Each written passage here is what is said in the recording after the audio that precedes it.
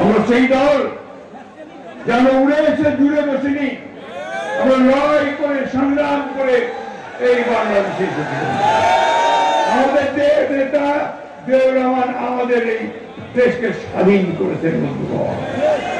ওইটা আমাদের গর্ব। 1971 সালে আমাদের নেতা গণতন্ত্র দিয়েছেন, আমাদের নেত্রী আমাদেরকে সামনের দিকে পার্লামেন্টারি ফর্ম গভর্নমেন্ট দিয়েছেন। আর আমাদের নেতা যাকে পরিকল্পিতভাবে ষড়যন্ত্র করে শারীরিক মানসিকভাবে নির্যাতিত করে 111 নিয়ে এসে তাকে নির্বাসিত করেছিল, সেই নেতা আবার সেই গণতন্ত্রের স্বপ্ন দিকে লড়াই করে আপনারা এখানে উপস্থিত আছেন। হাজার হাজার মানুষ নির্যাতিত হয়েছেন, জেলে হয়েছেন, মিথ্যা মামলা করেছেন। আপনারা অসংখ্য মানুষ নিহত হয়েছেন, শহীদ হয়েছেন, অথচ আপনার দমেননি কোনদিন মাথা নত করেননি।